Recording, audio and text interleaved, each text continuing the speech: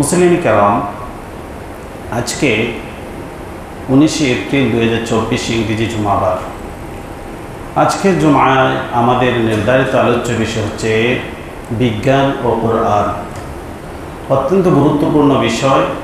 এ বিষয়ে সংক্ষিপ্ত আকারে আমরা আলোচনা করার আশা রাখি। ওয়ামা তৌফিকি ইল্লা বিল্লাহ। মুসলিম কেরাম, কোরআন এবং বিজ্ঞান এই বিষয়টা বোঝার জন্য আমাদেরকে প্রথমেই কোরআন সম্পর্কে আমাদের ধারণা থাকতে হবে, বিজ্ঞান সম্পর্কে আমাদের ধারণা থাকতে হবে। কোরআন কী জিনিস, বিজ্ঞান কী জিনিস, পারস্পরিক দুটি বিষয় সম্পর্কে যখন আমাদের একটি ধারণা থাকবে, তখন আমরা বুঝতে পারব যে কোরআন এবং বিজ্ঞান এর মধ্যে কী পরিমাণ সম্পর্ক আছে, কী পরিমাণ সামঞ্জস্যতা আছে, কী পরিমাণ অসামঞ্জস্যতা আছে, এবং প্রত্যেকটার ক্ষেত্র কোথায় সেটা আমরা জানতে পারব। এজন্য আমরা প্রথমেই কোরআনের একটি পরিচিতি আমরা জেনে নিই। কোরআন হচ্ছে আল্লাহর কালাম। কোরআন হচ্ছে ওয়াহির বার্তা, যা আল্লাহর পক্ষ থেকে এসেছে। আল্লাহর পক্ষ থেকে সর্বশেষ কিতাব এবং চূড়ান্ত কিতাব, যা সর্বশেষ নবী মুহাম্মদ সাল্লাল্লাহু আলাইহি ওয়াসাল্লামের উপর অবতীর্ণ হয়েছে। এই কিতাব হচ্ছে কোরআন। ওয়াহির বাণী কোরআন, আল্লাহর পক্ষ থেকে ওয়াহির মাধ্যমে এই কিতাব নাজিল হয়েছে। তো ওয়াহির পরিচয়টা আমরা জানতে হবে। ওয়াহির পরিচয় জানার জন্য আমরা একটি ভূমিকা জেনে নিতে হবে। ওয়াহি কী জিনিস আর ওয়াহির জ্ঞানটা কোন স্তরের জ্ঞান। এই জন্য আমাদেরকে প্রথমেই জেনে নিতে হবে, আমরা আমাদের জ্ঞান অর্জনের জন্য পৃথিবীবাসীর প্রয়োজনীয় জ্ঞান অর্জনের জন্য আল্লাহ পাক রব্বুল আলামিন তিনটি মাধ্যম দিয়েছেন। প্রথম এবং প্রাথমিক মাধ্যম হচ্ছে আরবিতে যেটাকে বলা হয় আল হাওয়াস আল খামসা, পঞ্চ ইন্দ্রিয়। এটা হচ্ছে মানুষের জ্ঞান অর্জনের প্রাথমিক স্তর এবং বাহ্যিক স্তর। অর্থাৎ 5টি ইন্দ্রিয় আমাদের রয়েছে, যার মাধ্যমে আমরা প্রাথমিক অবস্থায় আমরা জ্ঞান অর্জন করি। আমাদের চক্ষু, কর্ণ, নাসিকা, ত্বক এবং জিহ্বা, এই 5টি আমাদের যে অঙ্গ, সেটাকে বলা হয় পঞ্চ ইন্দ্রিয়, যার মাধ্যমে আমরা জ্ঞান অর্জন করতে পারি। এই 5টি মাধ্যমে যে আমরা জ্ঞান অর্জন করি, এটা হচ্ছে ইন্দ্রিয় গ্রাহ্য বস্তুগুলার জ্ঞান আমরা নিতে পারি। যা দেখা যায়, যা শোনা যায়, যা ঘ্রাণ নেওয়া যায়, যা স্বাদ নেওয়া যায়, যা ঠান্ডা গরম ত্বকের মাধ্যমে অনুভব করা যায়। এই 5টি বস্তুর হচ্ছে ইন্দ্রিয় গ্রাহ্য প্রকাশ্যমান, যেটা ধরা যায়, ছোঁয়া যায়, ইন্দ্রিয় দ্বারা যেটা বোঝা যায়, অনুভব করা যায়। এই বস্তুগুলার জ্ঞান অর্জন করি আমরা পঞ্চ ইন্দ্রিয়র মাধ্যমে। যখন ইন্দ্রিয়র কোনো সীমা থাকে না, যা আমরা ইন্দ্রিয় দ্বারা গ্রাহ্য করতে পারি না, আমাদের পঞ্চ ইন্দ্রিয়র যে সীমা শেষ হয়ে যায়, তখনও আমাদের আরও কিছু জ্ঞান অর্জনের প্রয়োজন হয়, যেটা আমাদের ইন্দ্রিয় গ্রাহ্যের বাহিরে। সেটার প্রয়োজনে আমরা আমাদের দ্বিতীয় আরেকটি জ্ঞানের মাধ্যম আমরা ব্যবহার করি, যা আল্লাহ আমাদেরকে দিয়েছেন। সেটা হচ্ছে আমাদের আকল, আমাদের বিবেক, বুদ্ধি, বিবেচনা। যখন আমাদের ইন্দ্রিয় গ্রাহ্যের বাহিরে কোনো বিষয় আমাদেরকে বুঝতে হয়, তখন আমাদের বিবেককে, আমাদের আকলকে, আমাদের বুদ্ধি বিবেচনাকে কাজে লাগিয়ে আমরা এই বিষয়টা আমরা অনুধাবন করি। আবার এই আমাদের আকলের একটি সীমাবদ্ধতা রয়েছে। অনেক সময় আমাদের আকল অচল হয়ে যায়, আকলের সীমানা শেষ হয়ে যায়। তারপরও আমাদের কিছু জ্ঞান অর্জনের, আমাদের অনিবার্য কিছু জ্ঞানের প্রয়োজন রয়েছে। সেটা অর্জন করার জন্য আমাদেরকে আল্লাহ তৃতীয় সর্বোচ্চ একটি জ্ঞানের মাধ্যম দিয়েছেন। সেটা হচ্ছে ওয়াহি ইলাহি, এটা হচ্ছে ইলমে ওয়াহি। তাহলে আমরা বুঝতে পারলাম যে আল্লাহ পাক রব্বুল আলামিন আমাদেরকে 3টি সূত্র জ্ঞানের দিয়েছেন। জ্ঞান অর্জনের 3টি মাধ্যম আল্লাহ আমাদেরকে দিয়েছেন। প্রাথমিক মাধ্যম হচ্ছে আমাদের পঞ্চ ইন্দ্রিয়। ইন্দ্রিয় গ্রাহ্য বিষয়গুলো আমরা ইন্দ্রিয়র মাধ্যমে জানতে পারি। দ্বিতীয় হচ্ছে আমাদের জন্য আকল দিয়েছেন, ইন্দ্রিয় গ্রাহ্যের বাহিরে বিষয়গুলো আমরা আকলের মাধ্যমে অনুধাবন করতে পারি। আর আকল যেখানে তার সীমানা শেষ হয়ে যায়, তখন আল্লাহ আমাদেরকে তৃতীয় আরেকটি মাধ্যম দিয়েছেন, যেটা হচ্ছে ওহীর মাধ্যম। সেটা হচ্ছে কোরআনুল কারীম, রাসূলুল্লাহ সাল্লাল্লাহু আলাইহি সাল্লামের হাদিস। এখন আমরা বুঝতে পারি যে আমাদের এই তিনটি মাধ্যমের যে প্রথম দুটি মাধ্যম, সেটা দুটি সীমাবদ্ধতা রয়েছে। একটি সীমাবদ্ধতা হচ্ছে তার একটি সীমানা আছে, সীমানার বাহিরে গিয়ে সে কোনো তথ্য আমাদেরকে দিতে পারে না। দুই নম্বর হচ্ছে আমাদের যে দুটি ইন্দ্রিয়গ্রাহ্য এবং আকল, এই প্রাথমিক দুটি স্তর, সেটা সম্পূর্ণ ভুল মুক্ত নয়। আমাদেরকে এই সূত্রগুলি আমাদেরকে ভুল ইনফরমেশন দিতে পারে। তখন আমাদেরকে তৃতীয় আরেকটি জ্ঞানের মাধ্যমের দ্বারস্থ হতে হয়। উদাহরণ দিলে আমরা বিষয়টা ক্লিয়ার হতে পারবো। যেমন ধরুন, আমরা দেখতে পাই যে আমার সামনে একজন মানুষ বসে আছেন, আমরা মুসল্লিরা, আমাদের এখানে অনেকগুলা মুসল্লি, আমরা এখানে একত্রিত হয়ে আমরা জুমার বয়ান শুনতে পারতেছি। এখন আমি চোখ দ্বারা দেখতে পাচ্ছি, আমার ইন্দ্রিয়গ্রাহ্য বিষয়, চোখ দ্বারা আমি দেখতে পাচ্ছি ওনাদেরকে। এখানে আমি চোখ দ্বারা গণনা করে বলতে পারবো যে এই এতজন মানুষ। প্রত্যেকজন মানুষের রং, তাদের কালার, তাদের উচ্চতা, তাদের আকৃতি, এগুলো আমার চোখে আসতেছে। সেই হিসাবে আমি ইন্দ্রিয়গ্রাহ্য বিষয়গুলো আমি বলে দিচ্ছি। এখন দ্বিতীয় আরেকটি বিষয় আছে আমাদের জন্য, সেটা হচ্ছে যে এই ব্যক্তিগুলা, তার কোনো কারিগর, কোনো স্রষ্টা তাকে সৃষ্টি করেছে, না এমনি এমনি মানুষগুলা তৈরি হয়েছে? এই প্রশ্নের জবাব আমার চক্ষু দিতে পারবে না।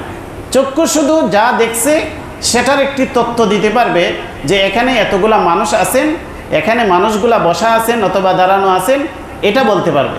কিন্তু এই মানুষগুলাকে কোনো কারিগর, কোনো স্রষ্টা সৃষ্টি করেছেন কিনা, না এমনিতেই হয়ে গেছে, সেটা আমার চোখ দিতে ব্যর্থ। তখন আমাদের দ্বিতীয় স্তরের কাজে লাগে আমাদের আকল। তখন আমি আমার আকল, বিবেক, বিবেচনা যখন আমি কাজে লাগাবো, চিন্তা গবেষণা করব, তখন আমি বুঝতে পারবো যে আমার আকল, আমার সুস্থ বিবেক বলে দিবে যে এই লোকগুলা এমনি এমনি তৈরি হয়ে যায়নি, তার একজন কারিগর, স্রষ্টা, খালিক অবশ্যই রয়েছে, সেটা আমার সুস্থ বিবেক বলে দিবে। তাহলে বোঝা গেল আমাদের পঞ্চ ইন্দ্রিয় আমাদেরকে একটি ইনফরমেশন দিয়েছে, সেটা অসম্পূর্ণ। এটা তার একটা সীমানা পর্যন্ত আমাকে জানিয়ে দিয়েছে, এরপরে তার আর কোনো কাজ নেই, সে এখানে ব্যর্থ। তারপরে দ্বিতীয় আরেকটি স্তরের আমরা মাধ্যম ব্যবহার করছি, সেটা হচ্ছে আমাদের আকল, আমাদের বুদ্ধি, বিবেচনা, চিন্তা গবেষণা করে আমি সিদ্ধান্ত উপনীত হয়েছি যে পৃথিবীর কোনো জিনিসই কারিগর ছাড়া, স্রষ্টা ছাড়া সৃষ্টি হতে পারে না। অতএব আমার সুস্থ বিবেক, আমার আকল বলে দিচ্ছে যে তার একজন স্রষ্টা রয়েছে। এখন তৃতীয় আরেকটি জিনিস জানার আমার রয়েছে। অবশ্যই এখানে প্রশ্ন জাগবে যে এই স্রষ্টা তাকে কেন তৈরি করলেন, কি উদ্দেশ্যে তৈরি করলেন, কি উদ্দেশ্যে নিয়ে তাকে তিনি তৈরি করেছেন? এই প্রশ্নের জবাব আমার আকল দিতে ব্যর্থ, আমার আকল দিতে পারবে না। এখানে এসে আকল যেহেতু এখানে সীমাবদ্ধ, আকলের যেহেতু এখানে কোনো কাজ আর করে না, তখন দার্শনিকরা চিন্তা ভাবনা করে এই প্রশ্নগুলোর জবাব দেওয়ার চেষ্টা করেন। দার্শনিকদের কাজই হচ্ছে চিন্তা গবেষণা করে বিভিন্ন প্রশ্নের উত্তর খোঁজা। তারা চিন্তা করেন যে আসলে মানুষকে কে সৃষ্টি করলো, কেন সৃষ্টি করলো, এটার আদৌ কোনো লক্ষ্য উদ্দেশ্য আছে কিনা। তখন তারা, দার্শনিকরা, চিন্তাবিদরা, তারা ভিন্ন ভিন্ন কথা বলেন, যা কোনোটাই কি নয়, শুদ্ধ নয়। তাদের মতো করে, তাদের চিন্তা চেতনা অনুযায়ী তারা জবাব দিয়ে দেন। কোনো দার্শনিক বলেন না, মানুষ হচ্ছে সৃষ্টির মধ্যে একটি সবচেয়ে বুদ্ধিমান প্রাণী, অন্যান্য প্রাণীর মতোই এদের উদ্দেশ্য পৃথিবীতে এসে তারা সুখ স্বাচ্ছন্দ্য ভোগ করবে, রুজি রোজগার করবে, খাওয়া দাওয়া করবে, ভালো জীবনযাপন করবে, উন্নত জীবনযাপন করবে, উন্নত খাওয়া খাদ্য খাবে। অন্যান্য প্রাণী যেরকমভাবে এক সময় তার জন্ম হয় এরপরে শেষ হয়ে যায়, এই মানুষ প্রাণীও তার জন্ম হয়েছে এক সময় নিঃশেষ হয়ে যাবে, এখানেই তার জীবন শেষ। এটাই হচ্ছে দার্শনিকদের প্রশ্ন এবং জবাব। এর চাইতে উত্তম, এর চাইতে আরও গভীর কোনো জবাব কোনো দার্শনিক দিতে পারেন না। অথচ প্রশ্ন থেকে যায়, সব মানুষের প্রশ্ন। দুটি প্রশ্নের জবাব আমরা পেয়েছি দুটি জ্ঞানের স্তরকে কাজে লাগিয়ে। পঞ্চ ইন্দ্রিয়ের মাধ্যমে আমরা মানুষকে দেখেছি অথবা যে কোনো একটি বস্তুকে আমরা দেখেছি। দ্বিতীয়ত আমাদের স্তর হচ্ছে আকল। এই আকলের মাধ্যমে আমরা সুস্থ বিবেকে আমরা কাজে লাগিয়েছি যে অবশ্যই এই বস্তুটির, এই মানুষটির কোনো না কোনো একজন স্রষ্টা রয়েছে। তৃতীয়ত প্রশ্নের জবাব যে এই স্রষ্টা তাকে কেন তৈরি করলেন, কী উদ্দেশ্যে তৈরি করলেন, কোন কাজ করলে স্রষ্টা তার প্রতি সন্তুষ্ট হন, কোন কাজ করলে স্রষ্টা তার প্রতি অসন্তুষ্ট হন। এই মানুষটির কাছে, এই সৃষ্টি বস্তুটির কাছে তার স্রষ্টা কি চান, তার কি চাহিদা, সেই প্রশ্নের জবাব আমাদেরকে খুঁজতে হলে অবশ্যই ওহীর দ্বারস্থ হওয়া ছাড়া আমাদের উপায় নেই। ওহীর মাধ্যমে আল্লাহ মানুষের জীবন দর্শন জানিয়ে দিয়েছেন যে স্রষ্টা তাকে কেন তৈরি করলেন, কি উদ্দেশ্যে তৈরি করলেন, কি কাজ করলে স্রষ্টা তার প্রতি সন্তুষ্ট হন, আর কোন কাজ করলে তার প্রতি অসন্তুষ্ট হন, কোন কাজ করলে কাজের বিনিময়ে তাকে আখিরাতে তাকে ফলাফল দিবেন, ভালো ফলাফল দিবেন, আর কোন কাজ করলে তাকে আখিরাতে কঠিন শাস্তির মুখোমুখি করবেন। এই প্রশ্নের জবাবগুলি আল্লাহ ওহীর মাধ্যমে, কোরআনের মধ্যে আমাদেরকে জানিয়ে দিয়েছেন, আসমানি কিতাবের মাধ্যমে রাসূলুল্লাহ সাল্লাল্লাহু আলাইহি ওয়াসাল্লাম হাদিসের মাধ্যমে ওহীর বাণী আমাদেরকে জানিয়ে দিয়েছেন। এই হচ্ছে ওহীর একটি পরিচিতি আমরা জানতে পারলাম। এখন আমরা দেখি যে জ্ঞানের যে আমাদের যে তিনটি স্তরের আলোচনা আমরা করলাম, যে প্রাথমিক স্তর হচ্ছে আমাদের পঞ্চ ইন্দ্রিয়, দ্বিতীয় স্তর হচ্ছে আমাদের আকল, তৃতীয় স্তর হচ্ছে আমাদের ওহী।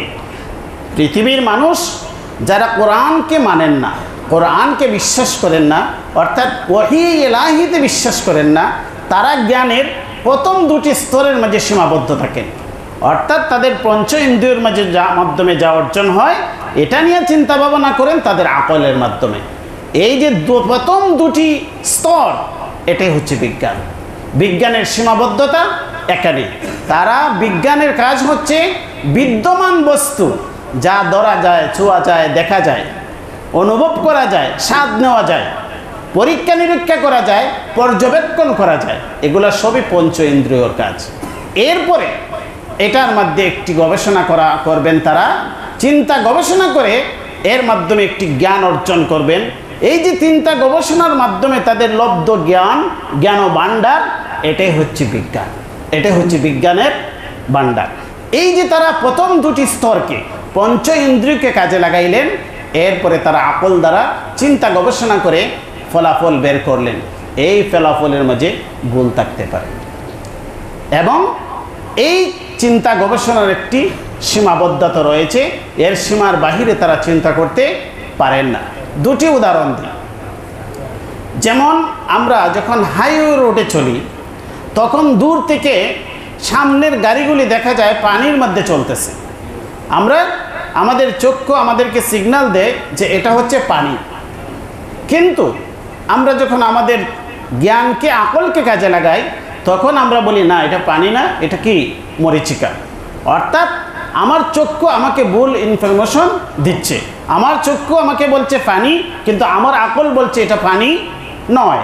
এটা হচ্ছে দূর থেকে এইরকম রুদ্রের মধ্যে এই ধরনের পরিস্থিতি অনেক সময় ভাসে, এটাকে বলা হয় চক্ষের মধ্যে আমাদের ধাঁধা লেগে যায়, বাস্তবে এটা পানি নয়।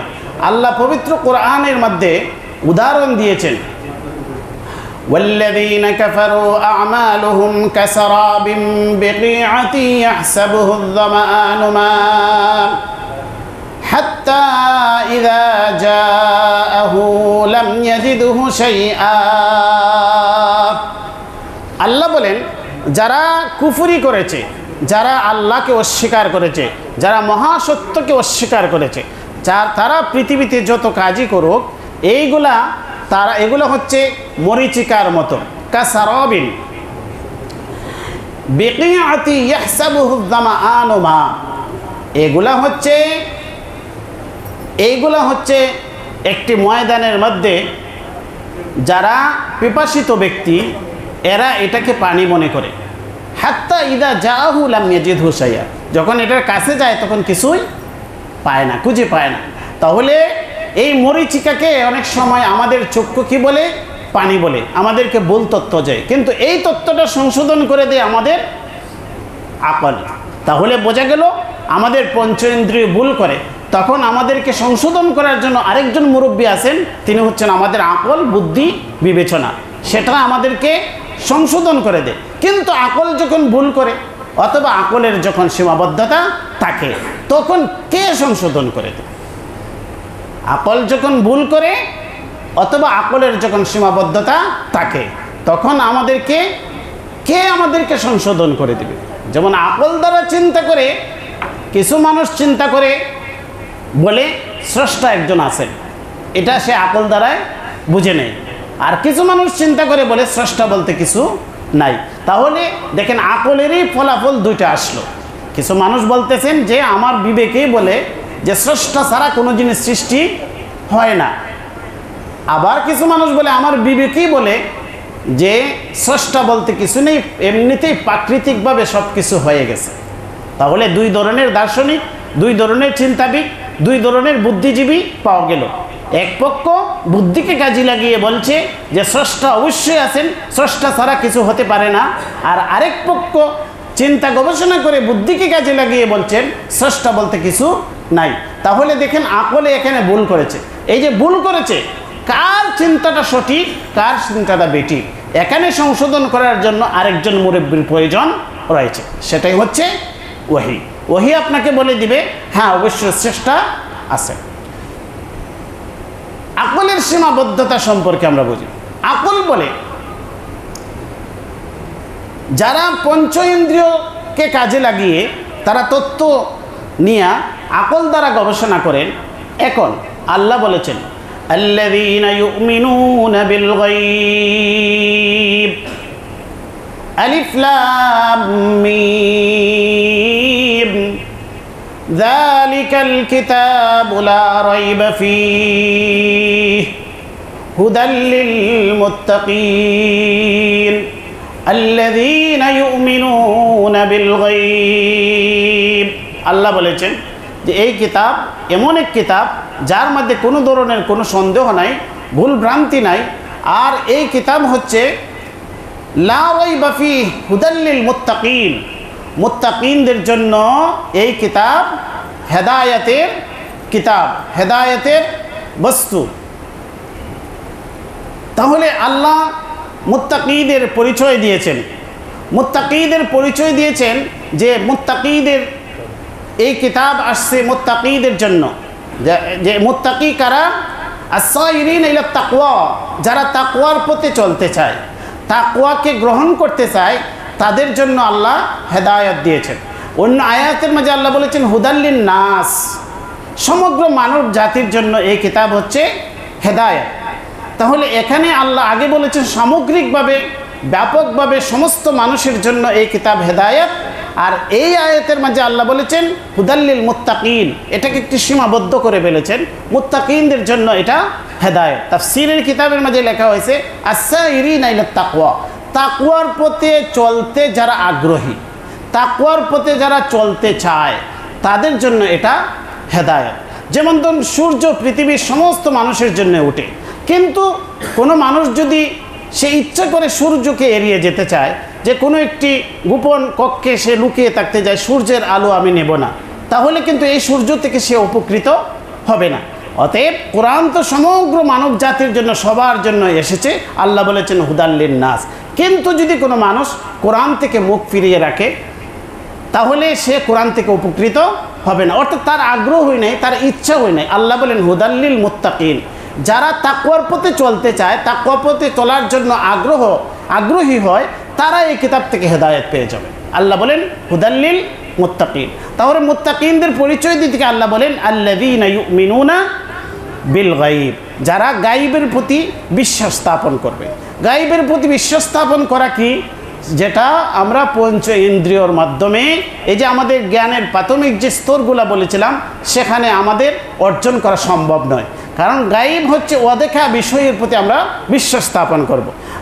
আমানতু বিল্লাহি ওয়া মালাইকাতিহি ওয়া কুতুবিহি ওয়া রুসুলিহি ওয়াল ইয়াউমিল আখিরি ওয়াল কদরি খাইরিহি ওয়া শাররিহি মিনাল্লাহি তাআলা ওয়াল বা'সি বা'দাল মাউত।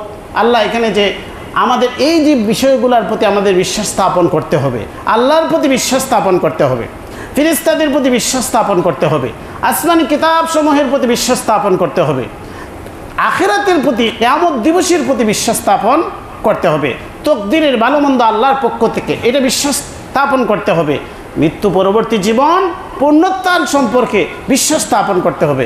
এগুলা তো কোনোটাই আমাদের মানে এগুলা পঞ্চ ইন্দ্রিয় দ্বারা এগুলা অনুধাবন করা সম্ভব নয়। কারণ আসমানি কিতাব যে কত কিতাব আল্লাহ দিয়েছেন, সেগুলো তো আমরা সবগুলো আমরা দেখি নাই। শুধু কোরআন ছাড়া বাকি কিতাবগুলো তো আমরা দেখি নাই, কিন্তু আমরা বিশ্বাস স্থাপন করি। আল্লাহকে আমরা না দেখে বিশ্বাস স্থাপন করি। আমানতু বিল্লাহি ওয়া মালাইকাতিহি, ফেরেশতাদের ক্ষেত্র থেকে আমাদের চর্মচক্ষু দ্বারা দেখা সম্ভব নয়, কিন্তু আমাদেরকে বিশ্বাস স্থাপন করতে হয়। তাহলে এই যে আমাদের আল্লাযীনা ইউমিনুনা বিল গায়বের বিষয়টা আল্লাহ বলেছেন যে না দেখে বিশ্বাস স্থাপন করতে হবে। এখন না দেখে আমাদেরকে বিশ্বাস স্থাপন করতে হবে, সেটা হচ্ছে মুত্তাকিদের পরিচয়। এখানে যে আখিরাতের যে বিশ্বাস স্থাপন করা, আল্লাহর প্রতি বিশ্বাস স্থাপন করা, সেটা ফেরেশতাদের প্রতি বিশ্বাস স্থাপন করা, নবী রাসূলগণ আমরা যাদেরকে আমরা দেখি নাই, কোনো নবী রাসূলগণকে আমরা দেখতে পারি নাই, তাই না? তো সর্বশেষ নবী আমাদের থেকে বিদায় নিয়েছেন ১৫০০ বছর আগে, তারপরে আমরা রাসূলদের প্রতি বিশ্বাস স্থাপন করি। তাহলে এটা কিভাবে সম্ভব? এই পঞ্চ ইন্দ্রিয় যারা এগুলা অনুভব করা সম্ভব নয়। আকল দ্বারাও চিন্তা গবেষণা করে এই বিষয়গুলা মানুষের পক্ষে সম্ভব নয়। কারণ মৃত্যুর পরবর্তী জীবন এটা মানুষের চিন্তা চেতনা, মানুষের আকলের যে সীমাবদ্ধতা, সেটার বাহিরে। মানুষ মৃত্যুবরণ করবে, এরপরে তার কি হবে সেটা কোনো মানুষ যেমনভাবে পঞ্চ ইন্দ্রিয় দ্বারা এটার জ্ঞান লাভ করা সম্ভব নয়। দ্বিতীয় স্তর যে আমাদের জ্ঞানের ছিল, যে আকল চিন্তা গবেষণা বুদ্ধি, সেটাকে কাজে লাগিয়ে কোনো মানুষ যদি আখিরাতের বিষয়গুলো যদি সে সিদ্ধান্ত নিতে চায়, তাহলেও তার পক্ষে সম্ভব হবে না। এটাই হচ্ছে আমাদের যে পঞ্চ ইন্দ্রিয়ের সীমাবদ্ধতা, আমাদের আকলের বুদ্ধি বিবেচনার সীমাবদ্ধতা। সেটা যখন শেষ হয়ে যাবে, তখনও আমাদের জ্ঞানের প্রয়োজন রয়েছে যে আমরা আমাদের জীবন কেন, আল্লাহ কেন আমাদেরকে পাঠিয়েছেন, কি উদ্দেশ্যে পাঠিয়েছেন, এবং পৃথিবীতে আমাদেরকে কোন কাজগুলা করলে তিনি সন্তুষ্ট হবেন, কোন কাজগুলা করলে তিনি অসন্তুষ্ট হবেন, তিনি আমাদের কাছে কি চান, সেটা জানার জন্য যে তৃতীয় একটি ওয়াহির সূত্রের দ্বারস্থ আমাদেরকে হতে হবে, সেটাই হচ্ছে ওয়াহিয়ে ইলাহি। সেটাই হচ্ছে ওয়াহিয়ে ইলাহি। এই ওয়াহিয়ে ইলাহি হচ্ছে কোরআনুল কারীম, ওয়াহিয়ে ইলাহি হচ্ছে হাদিস রাসূলুল্লাহ সাল্লাল্লাহু আলাইহি ওয়াসাল্লামের হাদিস, সেটাও আল্লাহ পক্ষ থেকে ওয়াহি প্রাপ্ত হয়ে তিনি বলেছেন। অতএব ওয়াহির দ্বারস্থ হওয়া ছাড়া আমাদের পক্ষ থেকে আমাদের জ্ঞানকে সমৃদ্ধ করা সম্ভব নয়। যারা শুধুমাত্র পঞ্চ ইন্দ্রিয় আর আকল, এই দুইটি জ্ঞানের সূত্রের মধ্যে যখন তারা সীমাবদ্ধ থাকবেন, তারা পদে পদে বিভ্রান্ত হবেন, তারা জীবনের লক্ষ্য উদ্দেশ্য জানা তাদের পক্ষে সম্ভব হবে না। এই জন্য আল্লাহ কোরআন দিয়েছে। তাহলে আমাদের যে মূল আলোচ্য বিষয় ছিল যে কোরআন এবং বিজ্ঞান।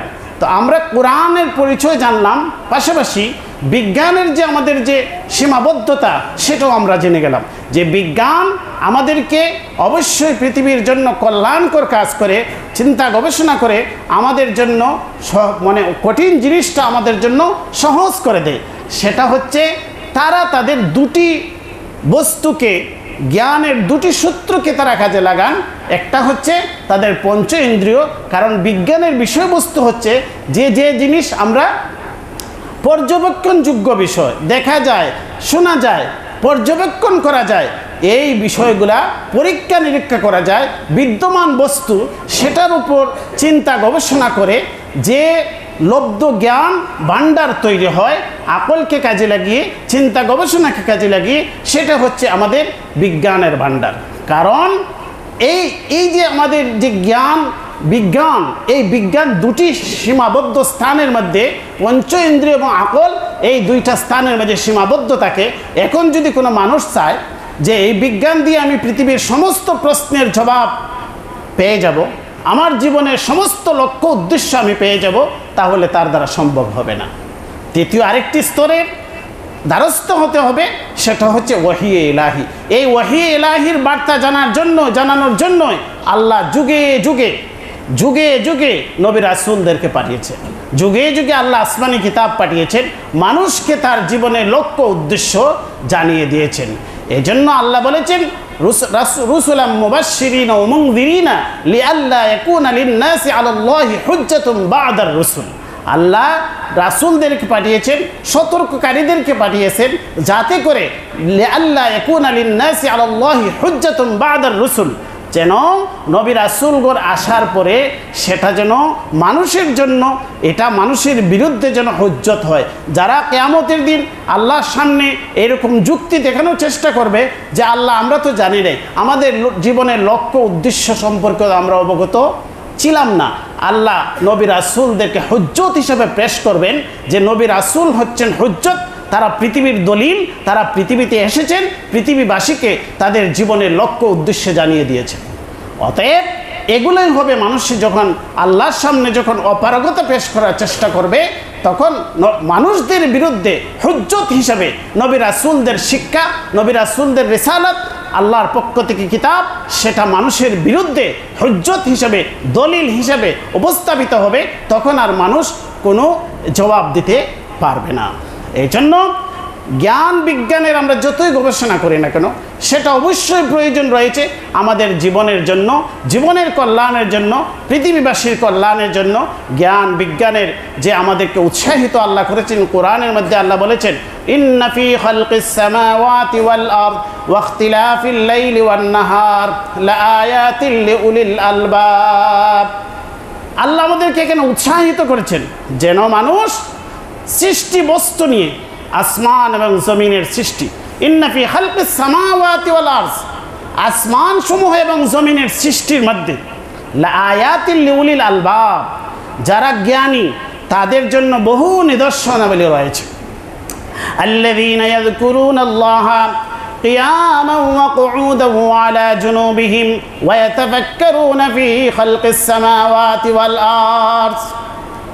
আল্লাহ বলেন এই যে তারা চিন্তা গবেষণা করবে, আসমানে যা আছে, জমিনে যা আছে, যাবতীয় সব কিছু, মাটি, বাতাস, আগুন, পানি, সব কিছু, গাছপালা, নদী, পাহাড়, পর্বত, এগুলোই তো নিয়ে বিজ্ঞানীরা গবেষণা করেন, তাই তো গ্রহ নক্ষত্র নিয়ে গবেষণা করেন, সবই আসমান জমিনের ভিতরে আছে। এগুলো নিয়ে যে চিন্তা গবেষণা করবেন তাদের বৈশিষ্ট্য আল্লাহ বলেছেন আল্লাযীনা ইয়াযকুরুনাল্লাহা কিয়ামান ওয়া কুউদান ওয়া আলা জুনুবিহিম, তারা দাঁড়ানো অবস্থায়, বসা অবস্থায়, শোয়া অবস্থায়, সর্ব অবস্থায় তারা আল্লাহকে স্মরণ রাখে, আল্লাহকে স্মরণ করে। কারণ এই যে আমরা গবেষণা করব, আমি জমিন নিয়ে, আসমান নিয়ে, গ্রহ নক্ষত্র নিয়ে, আমি গাছপালা নিয়ে, নদী, পাহাড় নিয়ে, এগুলার স্রষ্টাকে, সেই স্রষ্টাকে তারা চিনবে, স্রষ্টাকে জানবে, স্রষ্টার স্বীকৃতি দিবে।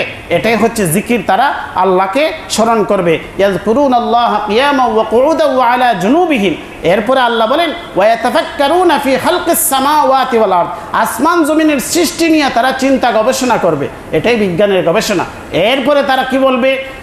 চিন্তা গবেষণা করে পৃথিবীর প্রতিটি অণু, পরমাণু, প্রতিটি বস্তু নিয়ে তারা চিন্তা গবেষণা করে দেখবে যে আল্লাহ তো মাটিকে সৃষ্টি করেছেন মানুষের কল্যাণের জন্য।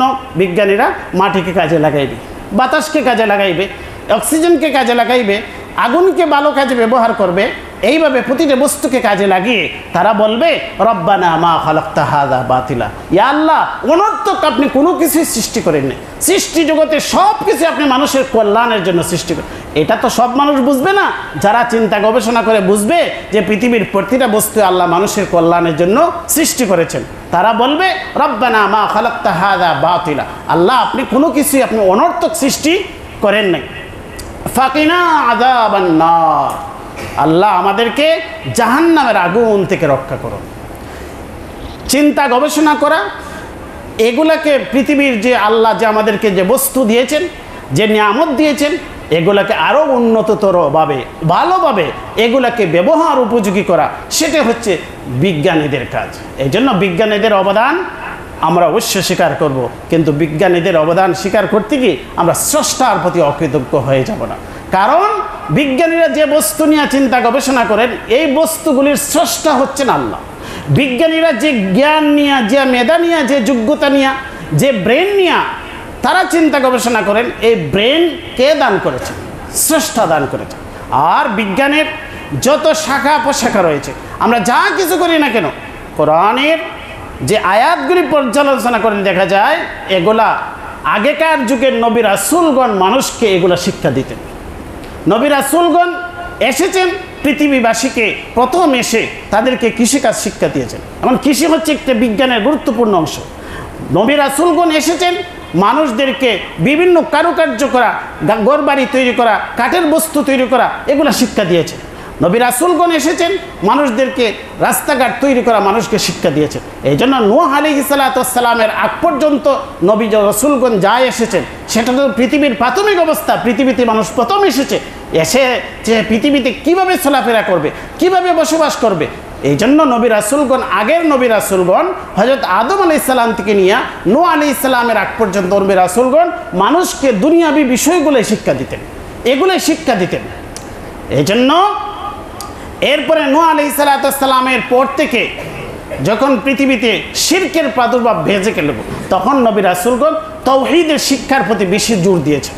এই জন্য দুনিয়াবী শিক্ষাগুলা নবী রাসূলদের থেকে কম পাওয়া যেত। এই জন্য রাসূলুল্লাহ সাল্লাল্লাহু আলাইহি ওয়াসাল্লামকে একজন সাহাবী কৃষি সম্পর্কে জিজ্ঞাসা করলেন যে কোনভাবে আমি ফসল ফলাইলে কীভাবে ভালো ফলন হবে। রাসূলুল্লাহ সাল্লাল্লাহু আলাইহি ওয়াসাল্লাম বলছেন, এগুলা তোমরাই আমার থেকে ভালো জানো। কারণ রাসূলুল্লাহ সাল্লাল্লাহু আলাইহি ওয়াসাল্লামের যে একটি মিশন আছে, তিনি হেদায়েতের কথা শুনিয়ে দিবেন।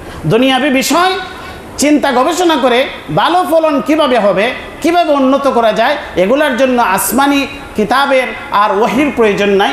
পৃথিবীর প্রতি মানুষের যে আকর্ষণ, দুনিয়ার প্রতি মানুষের যে আকর্ষণ আল্লাহ তৈরি করে দিয়েছেন, এই আকর্ষণে যথেষ্ট পৃথিবীর উন্নত অগ্রগতি করার জন্য, উন্নত রাস্তা তৈরি করার জন্য, উন্নত বিল্ডিং তৈরি করার জন্য, উন্নত রাস্তাঘাট, উন্নত মানের খাদ্য উৎপাদন, কৃষি উৎপাদন, এগুলা উৎপাদনের জন্য মানুষের ভিতরে দুনিয়ার প্রতি মানুষের যে একটি আকর্ষণ কাজ করে, সেটাই যথেষ্ট। আর সাত আসমানের উপর থেকে লাওহে মাহফুজ থেকে কিতাব নাজিল করে এইসব বিষয় শিক্ষা দেওয়ার কোনো প্রয়োজনীয়তা নেই। এই জন্য আল্লাহ আমাদেরকে হেদায়েতের জন্য কিতাব দিয়েছেন। আল্লাহ বলেছেন হুদাল্লিল মুত্তাকিন। এছাড়া কোরআন যেহেতু আল্লাহর পক্ষ থেকে, এই জন্য কোরআন সর্বকালীন সর্বযুগের পরীক্ষায় উত্তীর্ণ। কারণ আগেকার যুগে কোরআন যখন এসেছিল তখন ছিল সাহিত্যের যুগ, কবিতার যুগ। সেই সমস্ত সাহিত্য, সমস্ত কবি কোরআনের সাহিত্যের কাছে পরাজিত হয়েছে, সেখানে তারা এর মোকাবেলা করতে পারে নাই। এরপরে পৃথিবীতে এসেছে এক সময় পৃথিবীতে এসেছে দর্শনের যুগ ছিল। মানুষ দর্শন শাস্ত্র নিয়ে খুব বেশি চিন্তা গবেষণা করত। সেখানেও সমস্ত দার্শনিকদের কাছে কোরআনের যে পরীক্ষা উত্তীর্ণ হয়েছে, সমস্ত দর্শন শাস্ত্র কোরআনের কাছে পরাজিত। কোরআন হচ্ছে মুআজিজা। আর বর্তমানের যুগ সেটা হচ্ছে উন্নত প্রযুক্তি, জ্ঞান বিজ্ঞানের যুগ। এই যুগে এসেও যদি আমরা কোরআনের দিকে তাকাই, কোরআনের যত তত্ত্বগুলা আমরা পাই, যেগুলা বর্তমান বিশ্বে, আধুনিক বিশ্বে মানুষগুলা তৈরি করেছে, আসমান জমিনের বিভিন্ন বিষয়বস্তুগুলা ১৫০০ বৎসর আগে আল্লাহ চূড়ান্তভাবে সুন্দরভাবে এগুলার বর্ণনা দিয়ে দিয়েছেন, যেগুলো আমরা বিভিন্নভাবে আমরা এই তাফসিরের কিতাবগুলা পড়ে আমরা বুঝতে পারবো যে আল্লাহ কিভাবে কত অ্যাডভান্স, কত আগে এইসব বস্তুগুলো আমাদেরকে দিয়ে দিয়েছে। এই জন্য কোরআন কোনো সায়েন্সের কিতাব নয়, কিন্তু কোরআন হচ্ছে আয়াতের কিতাব। কোরআনের মধ্যে আল্লাহ আমাদেরকে সাইন দিয়েছেন, আয়াত দিয়েছেন ৬,০০০-এর উপরে। ৬,০০০-এর উপরে চিহ্ন দিয়েছেন, ৬,০০০-এর উপর নির্দেশনা দিয়েছেন, ৬,০০০-এর উপর গাইডলাইন দিয়েছেন। আমাদের করণীয়, আমাদের বর্জনীয়, আমাদের সতর্কতা, এই সতর্কতাগুলো যদি আমরা অবলম্বন করি তাহলে অবশ্যই আমাদের জীবনের সফলতা আসবে। আল্লাহ পাক রব্বুল আলামিন আমাদেরকে আমলের তৌফিক দান করুন। ওয়া আখিরু দাওয়ানা আলহামদুলিল্লাহি রাব্বিল আলামিন। মুসলিম কিরাম যারা সুন্নাত পড়েন সুন্নাত পড়েন।